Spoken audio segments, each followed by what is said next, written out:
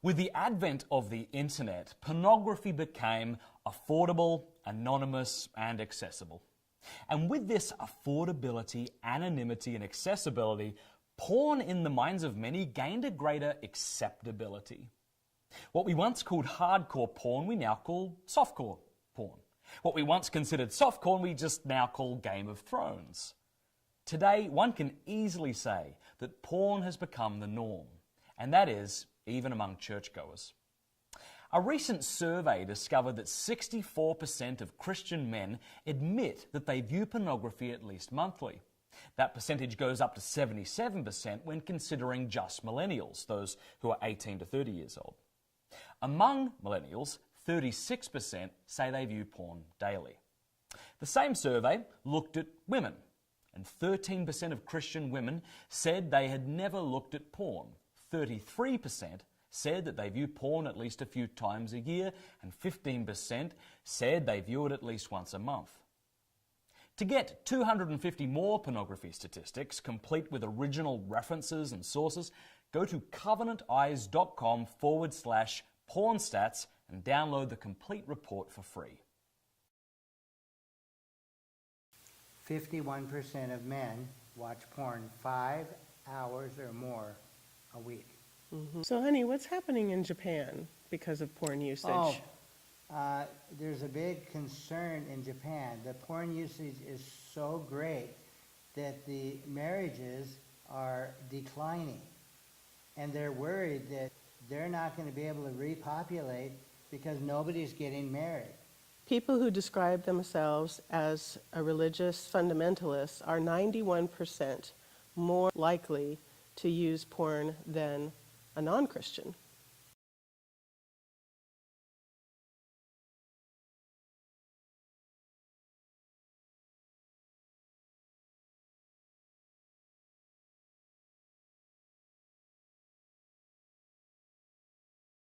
Most of the porn stars do not use protection.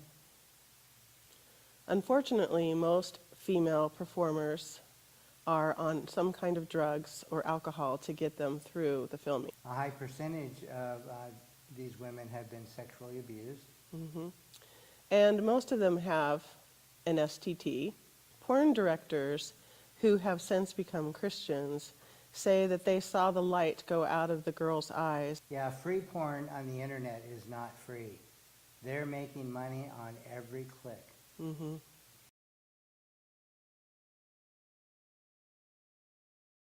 When I was sexually abused when I was 12 years old, this perpetrator pulled me into his bedroom, and the walls were covered with pornography. And I couldn't understand that, but I understand it now. I think that the more you look at pornography, the more your brain chemistry changes, and the more hardcore porn you need, and then it translates into using women, because women are just objects to consume and use. They're a commodity. They're not a real person. Yeah.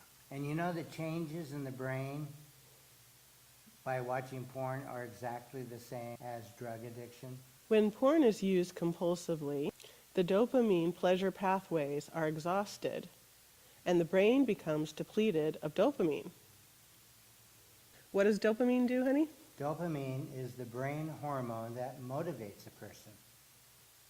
When the dopamine is exhausted, then a person needs more hardcore porn to get aroused.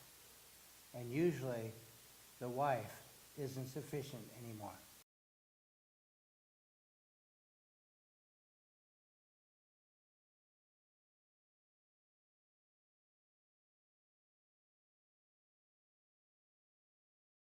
The prefrontal cortex is the gateway to the brain. It makes decisions about moral issues and willpower. And unfortunately, as the dopamine lowers, the prefrontal cortex lowers as well. So they become desensitized to abuse and violence. In a sense, they become less human. Yeah, we're starting to find young men with erectile dysfunction because of excessive porn use. Also excessive masturbation. We have a lot of young men with premature ejaculation because they're always trying to get it over with before they get caught. So it's a real deterrent to intimacy with a real person.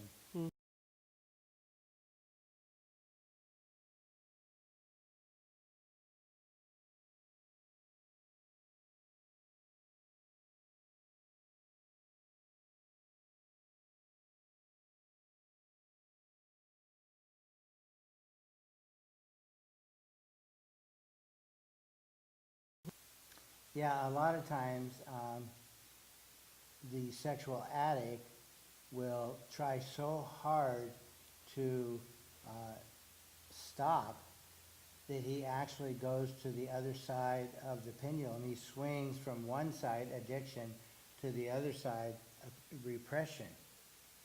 And we call that sexual or intimacy avoidance. Some people call it intimacy anorexia.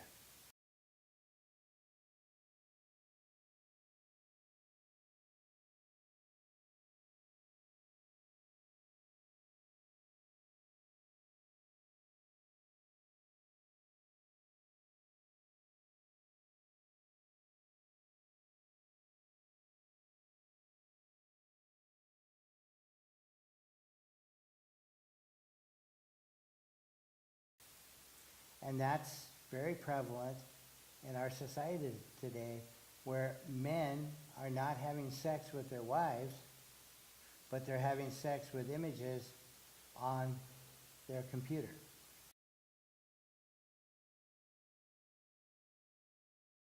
The American Academy of Matrimonial Lawyers say that 58% of divorces are caused by one spouse looking at porn. The sexual satisfaction of a porn addict is much lower. Men who look at porn are less likely to be aroused by their wife's appearance and be satisfied with her sexual performance. How pornography is insidious is that the images never say no.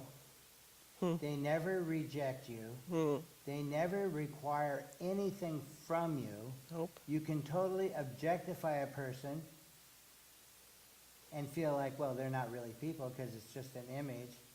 So all of that is what changes the brain to where, why bother with a real live woman who has needs, who wants you to be romantic, who wants you to move into her heart, who wants you to connect, who wants you to be present when you're making love? That's way too hard. And you know, honey, they start having difficulty having sex with a real person. The really insidious thing about pornography is that it does not glorify marriage. It does not glorify the husband. It does not glorify the wife. And it certainly doesn't glorify the sexual union, the oneness between a husband and a wife.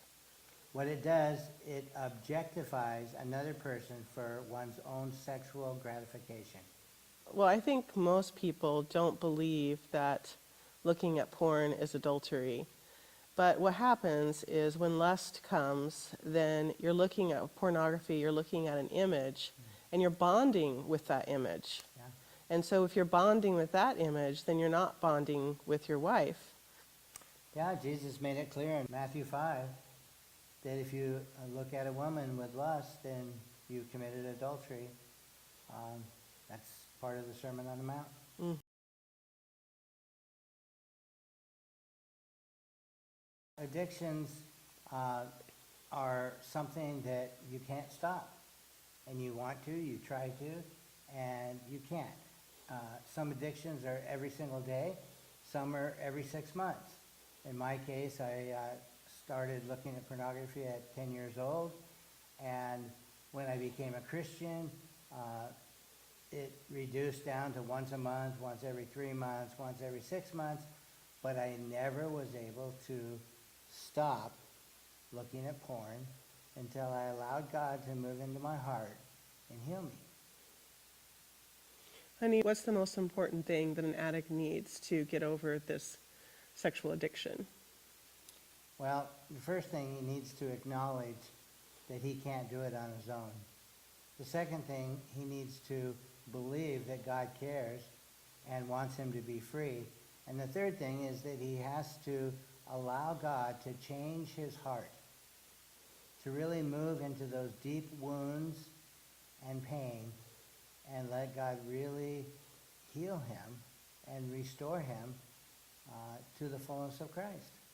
And what we've learned is that a lot of porn addicts will try, or Christian porn addicts will try to get over it by white-knuckling it, throwing out the computer, having a software to protect. And while those things are, Accountability partners. yeah, while those things are good, they can't be the first thing. The first thing that a porn addict needs is intimacy with God.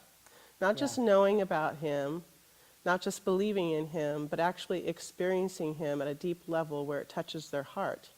And then they won't have a need to go surfing on the web for pornography. Pornography addiction is really a deep hole in our hearts, searching for God.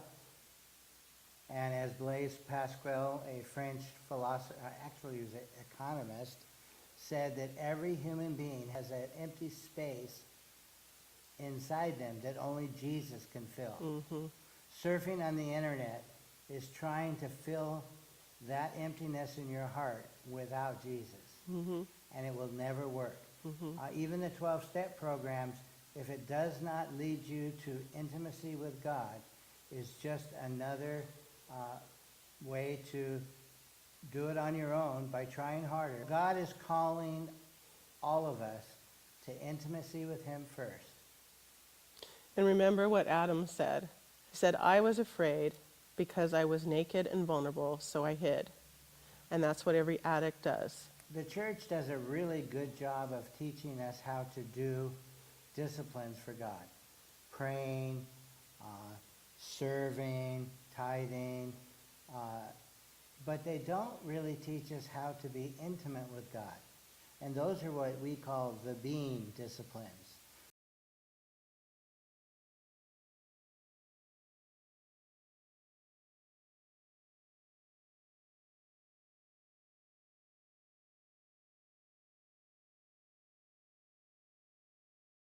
So you're going to learn how to do Lectio Divina. You're going to learn how to do centering prayer. You're going to learn how to do the intimacy prayer. These are all things that allow God to move into our hearts, fill that emptiness, and bring healing and transformation, where we really start to acknowledge him as a real living experience, not just somebody we know about. Yeah, so if you're struggling with any kind of addiction and you can't stop, then we encourage you to see a counselor. Somebody who specializes in addiction. And hopefully you'll find someone who understands intimacy anorexia too.